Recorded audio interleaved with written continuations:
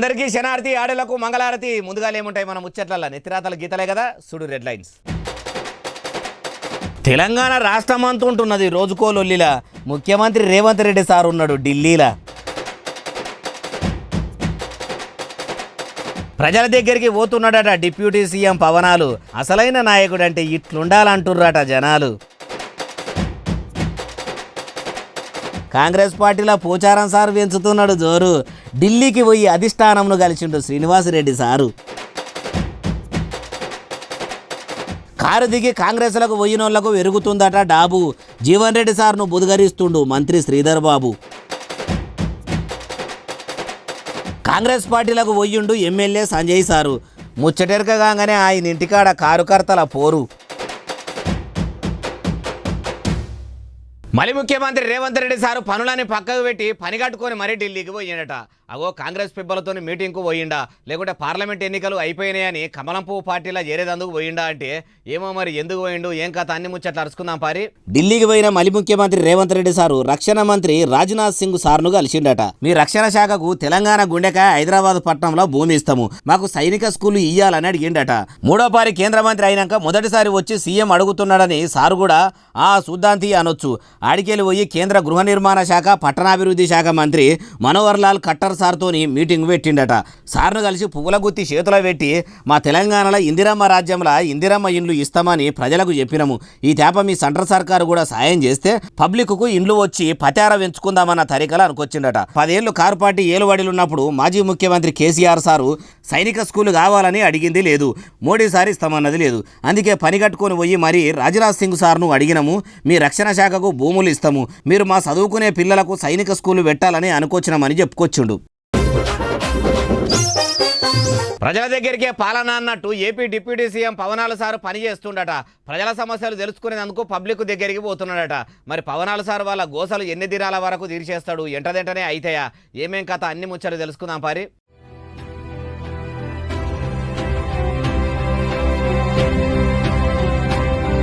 చూసిండ్రా పవనాలు సార్ పనితనము. ప్రజల ఆఫీస్ కాడికి వచ్చి కష్టం చెప్పుకున్నాడు కాదు, పబ్లిక్ దగ్గరికే పాలకులు పోవాలి అన్న తరీకల పని చేస్తున్నట్టు కొట్టొచ్చినట్టు కనబడుతున్నది కదా. ప్రజల దానికి పోయి వాళ్ళ బాధలు అవస్థలు అన్నీ అరుచుకుంటున్నాడట.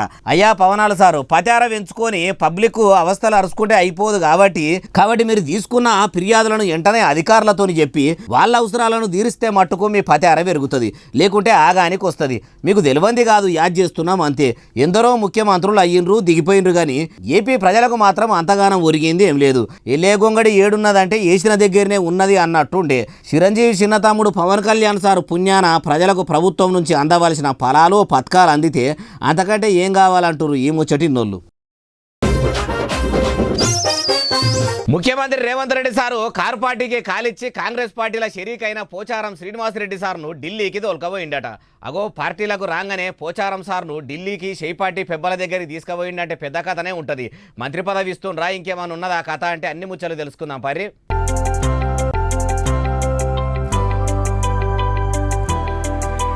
ముఖ్యమంత్రి కారు దిగి ఢిల్లీ కాంగ్రెస్ ఆఫీసులకు పోతున్నాడు. పోచారం సారు పెద్ద మనిషి, శాత కాకుండా అయ్యింది కాబట్టి సీఎం సారు లెక్క బిరాన కారు దిగ రాకపోయే.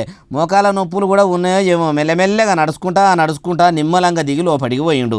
సీఎం సార్ కూడా సీదా రాహుల్ గాంధీ సార్ దగ్గరికి తోలుకపోయి చేతుల్లో చేపించిండు. మాజీ ముఖ్యమంత్రి కేసీఆర్ సార్ నమ్మినోళ్ళ నమ్మకానికి అమ్మ అసొంటి మనిషి.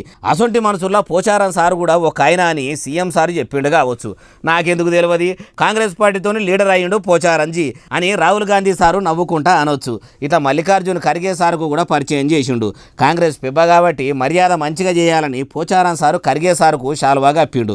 ఇట్లా కాంగ్రెస్ పార్టీల పెబ్బలను కలిసి మంత్రి పదవి గురించి మాట్లాడిండు కావచ్చు. పోచారం సారు ఏ మంత్రి పదవి కావాలని అడిగిండో ఓ 4-5 దినాలైతే తెలుస్తుంది. మల్కాజ్గిరి ఎమ్మెల్యే కాలువలకు దిగి లొల్లి పెడుతుండట. అగో ఏ కాలువలకు దిగిండు, ఎవరితోని లొల్లి పెట్టుకుంటుండు.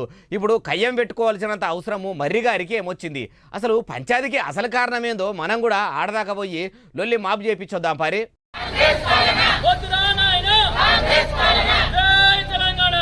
అగో రోడ్డు పక్క పొంటి మోరి కాలువ లెక్క ఉన్నది. అండ్ల దిగి వాళ్ళ బుడ్డలీడలను వేసుకొని ముద్దుగా కూసున్నాడు. కాలువ ఎండిపోయినట్టున్నది. మోరి నీళ్లతోని నిండుకుంటే అందులో కూసునేటోడా అంటే అప్పుడు అందులో కూసునో కూసోకపోవునో ఆ ముచ్చట అట్లుండని గాని ఎందుకు నాలా కూర్చొని లొల్లి చేస్తుండు అంటారా? బాక్స్ డ్రైన్స్ మంచిగా చేపియమని చెప్పినా గాని జిహెచ్ఎంసీ అధికారులు చెవులకు ఎక్కించుకుంటలేరట. అటాంకల వచ్చి చూస్తలేరట. మర్రి జనార్దన్ రెడ్డి సార్ ఎమ్మెల్యేనే కదా, సార్ మాట కూడా ఇంటలేరా అంటే కారు పార్టీ ఎమ్మెల్యే కాబట్టి అధికారులు కూడా లైట్ తీసుకుంటురా ఎట్లా? అయితే ఇట్లా ఇంటలేరని అందరినీ చేసుకొని వచ్చి నాలా పొక్కల కూసున్నాడు. ఇట్లా అన్నాడు. ఇవాళ మేము అనేక సందర్భాల్లో కమిషనర్ గారికి, జిహెచ్ఎంసీ కమిషనర్ గారికి ఒక 2-3 సార్లు వినతి పత్రాలు ఇవ్వడం జరిగింది. అదేవిధంగా జెడ్సీ గారికి ఇవ్వడం జరిగింది. దాని తర్వాయిలో డీసీ గారికి ఇవ్వడం జరిగింది. ప్రతి సందర్భంలో ఈఈ గారికి, డిఈ గారికి, ఏఈ గారికి ప్రతి ఒక్కరికి మా దగ్గర ఉన్న సమస్యల గురించి తెలియజేయడం జరుగుతుంది. ఇన్నరా జిహెచ్ఎంసీ కమిషనర్ కాడికి వెళ్ళి మొదలుపెట్టి కింది స్థాయిలో పనిచేసే ఆఫీసర్లందరికీ వినతి పత్రాలు ఇచ్చినా ఇంటలేరంటే వాళ్ళు కూడా సర్కారు మెచ్చుకునే పనిమంతులే ఉన్నారు. 6 నెలల సంధి ఒక్క బాక్సు డ్రైను కట్టేదందుకు తిప్పలు పెడుతురు. వచ్చేది వానకాలం, ఒక్క డల్లు గట్టిగా కొట్టి నీళ్ళన్నీ ఇండ్లకు వచ్చే పరిస్థితి ఉన్నది. కాబట్టి ఇప్పటికైనా ముఖ్యమంత్రి గారు జిమ్మెదారి గుండి డ్రైనేజీ గోసలు తీర్చాలని రాజశేఖర్ రెడ్డి సార్ అనుకొచ్చుండు. అమ్మ ఆమ్రపాలి మేడం గారు, మీరు మీ జిహెచ్ఎంసీ ఆఫీసర్లకు చెప్పి బాక్సు డ్రైనింగ్ కట్టిండ్రు మేడము, ఇంకా పనేందో చూడుండ్రి మేడము. ప్రభుత్వ ఉద్యోగులు ప్రజల కోసం పనిచేయాలి తప్పితే లీడర్ల కోసం కాదు కదా, మీకు తెలియంది కాదు మేడము, యాడ్ చేస్తున్నాం అంతే. చెప్తే ఈయన అధికారులను పిలుచుకొని వాళ్ళ కథ ఏందో మంచిగా అరుచుకొని మేడం అంటారు మీ పనితనం నచ్చినోళ్ళు.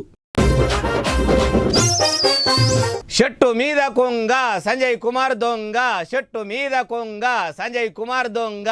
ఓ బాలన్న, సంజయ్ కుమార్ దొంగ అని నువ్వెందుకు అంటున్నావే గట్లా అంటున్నావు అంటారా? అయ్యా అట్లా అంటున్నది నేను కాదు, అన్నోళ్ళు ఎట్లా అన్నారో వాళ్ళు అన్నట్టు నేను మొత్తం కూడా మీకు వినబెడుతున్నా అంతే. ఇంతకు అట్లా అన్నది ఎవరంటారా? ఈనుండ్రి మీరే.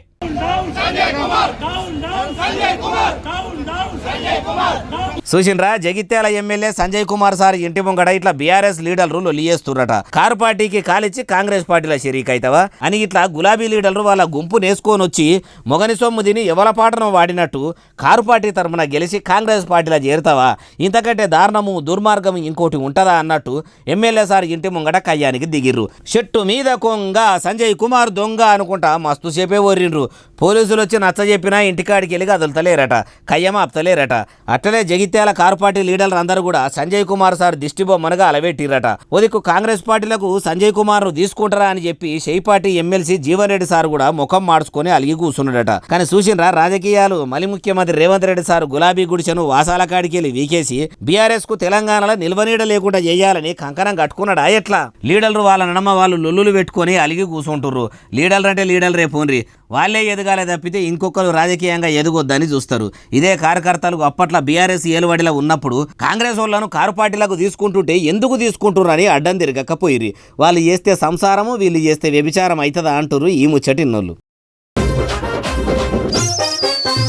ఉప ముఖ్యమంత్రి మల్లు బట్టి విక్రమార్క సారు ఇంటోళ్ళందరితో కలిసి శ్రీశైలం పోయిండట. అప్పట్లో కాంగ్రెస్ అధికారంలోకి రావాలి ఉంటే నేనే ఉప ముఖ్యమంత్రి ఉండాలని మొక్కుకుంటే మొక్కు తీర్చిండని మల్లన్న స్వామికి మొక్కు ముట్ట చెప్పేందుకు పోయిండా ఎట్లా? ఏం కథ కానీ మొత్తానికైతే ఆడదాకా పోయిండట. మల్లలను దర్శించుకొని మల్లు బట్టి సారిని అరుచుకుందాం పారి చలో శ్రీశైలం.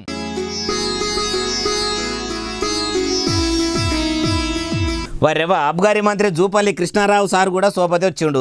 బట్టి సారు ఇంటామే కనిపిస్తున్నది, మరి జూపల్లి సార్ వల్ల ఇంటామెను సారు ఎంట దోల్కరాలేదా ఎట్లా? ఏమో మళ్ళొక్కపారి పోదాం అనుకున్నట్టున్నాడు. సార్ ఒక్కడే వచ్చిండు. అయ్యవార్లు మంత్రులు వస్తున్న ముచ్చట తెలుసుకొని మంచిగానే ఎదురుకపోయిర్రు. వరుసగా అందరినీ నేల మీదనే కూర్చుండబెట్టిర్రు. యాదగిరి గుట్టకాడ కుర్చీలు పీటల గురించి కులాల టాపిక్ వచ్చి బాగానే లొల్లి అయి నడిచే కదా అప్పట్లా.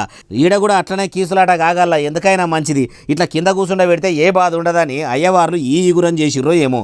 ఇక అందరికీ మెడల కండువాలు కప్పి అయ్యవార్లు గోత్రనామాలు అరుచుకొని పూజలు చేసిర్రు. ఇట్లా బట్టిసారు ఇంటోళ్ళందరికీ శ్రీశైలం మల్లన్న దర్శనం అయింది. అటెనకసిక్కి ఈడదాకా వచ్చిన ఉత్తవోడు ఎందుకని కరెంట్ ఆఫీసర్లతో మీటింగ్ పెట్టిండట sir. Srisailam left bank idle power generation అప్పట్ల షార్ట్ సర్క్యూట్ తోని దెబ్బతిన్న 4వ యూనిట్ పనులకు టెండర్లను విలువాలని అధికారులకు చెప్పుకొచ్చిండట. కానీ చూసినరా, ఇంటోళ్లతోని గుడికి పోయినా వాళ్ళను తోలిచ్చి మళ్ళా పనులు చేసుడంటే బట్టిసారుతోనే అవుతుంది అంటారు ఈ ముచ్చటిన్నోళ్ళు. ముఖ్యమంత్రి రేవంత్ రెడ్డి సారు ప్రజాప్రతినిధులను పార్టీలకు చేర్పించుకునే దాని మీద పెట్టిన మనసు నిరుద్యోగుల మీద పెట్టలేదట. అగో సీఎం సారు నిరుద్యోగులకు ఏం తక్కువ చేసిండు, టెట్ ఎగ్జామ్ పెట్టిండు, గ్రూప్ 1 కూడా అయిపోయింది, ఇంకా నౌకర్లు కూడా వేస్తామని చెప్పనే బట్టి ఇప్పుడు ఈ ముచ్చట ఎవరన్నారంటారా, మీరే చూడుండ్రి.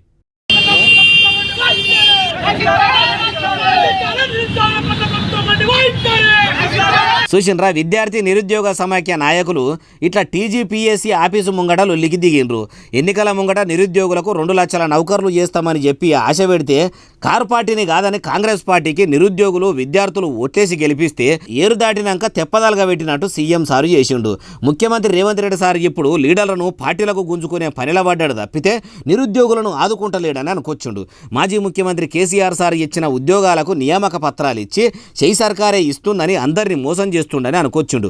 ఇట్లా విద్యార్థి నాయకులు లొల్లులు చేస్తుంటే పోలీసులు అక్కడికి వచ్చి అందరినీ పోలీస్ స్టేషన్కు వేసుకపోయారు. అయ్యా మలి సీఎం గారు, మీరు ఓడెక్కేదాకా ఓడమల్లన్న, ఓడ దిగినాక బోడమల్లన్న అన్నట్టు ఎన్నికల ముంగట ఓ మాట చెప్పి ఎన్నికల తర్వాత ఇట్లా మాట మాట్లాడకుండా ఉండు ముమ్మాటికి తప్పు పట్టవలసిన ముచ్చట్ని. మీరు మాట ఇస్తే తప్పరు, మడిమే దింపరని మైకుల ముంగట మస్తుగానే చెప్తుంటారు కదా.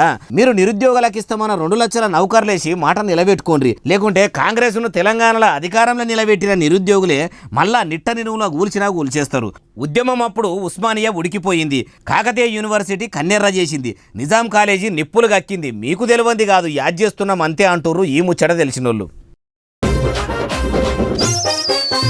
రోడ్లు బంగుళాల మంత్రి కోమటిరెడ్డి వెంకటరెడ్డి సారు సెంటర్ సర్కారు సడకులు బంగుళాల మంత్రి నితిన్ గడ్కరీ సార్ను కలిసిండట.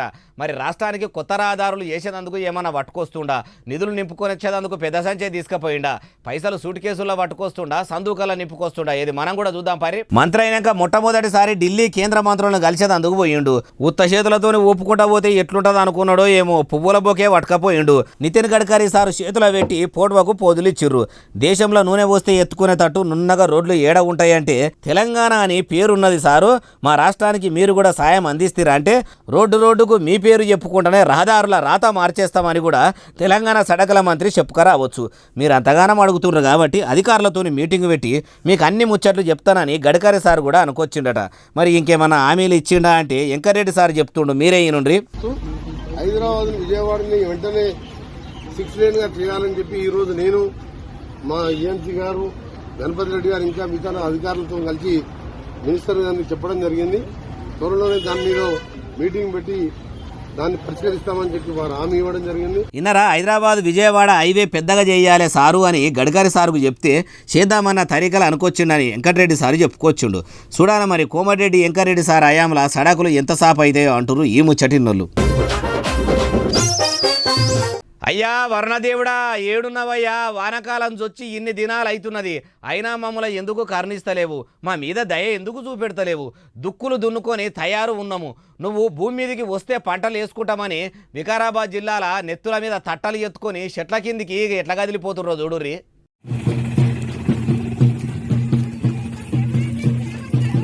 మంచిగా కొత్త చీరలు కట్టుకొని నెత్తి మీద సద్దులు ఎత్తుకొని నీళ్ల క్యాన్లు వాటర్ బాటిల్ పట్టుకొని ఇట్లా ఊరవతల ఉన్న మైదానంలకు తరలిపోతుర్రు. ఆడికి పోయినాక ఎవరికి కావాల్సిన దగ్గర వాళ్ళు తావులు ఆపుకొని బ్యాచులుగా కూసుర్రు. తెచ్చుకున్న బియ్యము మసాలాలతోని బువ్వ వండుకొని ఆకుకూరలు పప్పు బువ్వ తినటోళ్ళు పప్పు బువ్వ, వంటలు గిట్టలు కొందరు చేసుకునేటోళ్ళు ఇంటికాడనే చేసుకొని వచ్చిర్రు. కొందరేమో ఇట్లా మైదానంలోనే మంచిగా పొయ్యిరాలు పెట్టుకొని వండుకుంటుర్రు. కొందరు పెద్ద మనుషులు తపలలు తాళాలు కొట్టుకుంటా భజనల్లో మునిగిర్రు. వానదేవుడా ఏడునవయ్యా, డల్లు మీద డల్లు గురించి మా పంటలు పచ్చగా వండేటట్టు చూడుతాండ్రి అని ఆడనే కొలువున్న వీరభద్ర స్వామికి మొక్కులు ముట్టజెప్పి చెట్ల కింద వండుకొని తినొచ్చిండంటే వీళ్ళ భక్తికి మెచ్చా వానదేవుడు ఆ ఊరి మీదనే కాకుండా దేశమంతా కూడా వాన రూపంలో కురిసి అన్నదాతలు పచ్చగా ఉండాలని కోరుకుందాం. ఇంతకు ఈ వన భోజనాలకు ఏ ఊరోళ్ళు పోయినరో చెప్పలేదు కదా. వికారాబాద్ జిల్లా ద్యాచారం ఊరోళ్ళు. ఆరోగ్యశ్రీ ఆరోగ్య మిత్ర అవుట్ సోర్సింగ్లో పనిచేసేటోళ్ళు అందరూ పోయి దవాఖానాల మంత్రి దామోదర రాజనరసింహ సార్ను కలిసిరట. ఇప్పటికే స్టాఫ్ నర్సులకు నెల జీతాలు పడతలేవని అవస్థలు పడుతుర్రు. మరి ఆరోగ్యశ్రీ ఉద్యోగులకు కూడా జీతాలు పడతలేవా ఎట్లా అంటే ఏమో మరి ఎందుకు పోయిర్రో ఏం కథనో ఆ సంగతంతా మొత్తం అరుచుకుందాం. పరి ఆరోగ్యశ్రీ ఆరోగ్య మిత్రల అవుట్ సోర్సింగ్లో పనిచేసేటోళ్ళను కూడా సర్కారు కొలువులకు తీసుకొని పర్మనెంట్ చేసి జీతాలు పెంచాలని దామోదర సార్ను కలిసి వినతి పత్రం అందించిరట. జర మా మీద దయ చూపెట్టుండ్రి, ఆరోగ్యశ్రీని నమ్ముకునే ఇన్నొద్దుల సంధి బతుకులే ఎల్లదీస్తున్నాము. మా కుటుంబం మొత్తం దాని మీదనే ఆధారపడి ఉన్నది. మా సంసారాలు రోడ్డు మీద పడకుండా జీతాలు పెంచే జిమ్మెదారి తీసుకోర్రి. పార్టీ అధికారంలోకి వస్తే మా ఆరోగ్యశ్రీ ఉద్యోగులకు శరణమే ఉండదు అనుకున్నాం కానీ మీ సర్కారు ఏలుబడిలకు వచ్చి 6 నెలలు అవుతున్నా గానీ ముఖ్యమంత్రి సర్కార్ నుంచి ఎమ్మెల్యే దాకా ఎవ్వరు కూడా మా గోసలు అరుచుకుంటలేరు. ఇందిరమ్మ రాజ్యంలో మాకు ఇలువ పెరుగుతుంది అనుకుంటే ఇలువ కాదు కదా, జీతాలు కూడా పెరగలేవు. కడుపు నింపుకుంటే కాళ్ళ మీద పడుతుంది అన్నట్టు కడుపుల బాధ మొత్తం చెప్పుకుర్రట. సర్కార్ల ఎవలకు చింత ఉండదు. మీ గోసలు ఆశలు అన్ని సీఎం సార్ చెవుల చేస్తానని కూడా మాటిచ్చిండట. ఇక ఇదిట్లుంటే ఇంకో దిక్కు జూనియర్ డాక్టర్లు ధర్నా చేస్తుర్రు. వాళ్ళకు కూడా సర్కార్ల అరిగోసలు బాగానే ఉన్నాయట. వాళ్ళ కథ కూడా అరుచుకోండి సారు అంటుర్రు ఈ ముచ్చటిన్నోళ్ళు. ఆలేరు ఎమ్మెల్యే బీర్ల ఐలయ్య సార్ కోసం ఆయన అభిమానులు యాదాద్రి గుట్ట మీద లక్ష్మీనారాయణస్వామి గుడికాడ పొర్లు దండాలు పెట్టిర్రట. బోర్ల బొక్కల వండి పబ్బది పట్టేంత అంత పెద్ద మొక్కు ఎందుకు మొక్కిర్రు? అసలు బీర్ల ఐలయ్య సారు అభిమానులు అట్లా మొక్కు చెల్లించుకోవాల్సిన అవసరం ఏమొచ్చిందో అరుచుకుందాం పారి.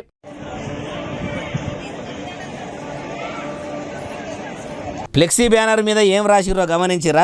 ఆలేరు ఎమ్మెల్యే ప్రభుత్వ విప్పు బీర్ల ఐలయ్య గారికి మంత్రి పదవి రావాలని, శ్రీ లక్ష్మీ నరసింహస్వామి వారి ఆశీస్సులు ఉండాలని, పొర్లు దండాలని అంత పెద్ద అక్షరాలతోని రాయించి ఈ ముగ్గురు కూడా ఇట్లా ఐలయ్య సార్ కోసము పొర్లి దేవునికి దండాలు పెడుతుర్రు. మరి ఎన్ని దినాల సంది ఇట్లా మొక్కుముట్ట చెప్పాలనుకున్రో ఏం కథనో గాని మొత్తానికి ఇట్లా పుణ్యకార్యానికి పూనుకుండ్రు.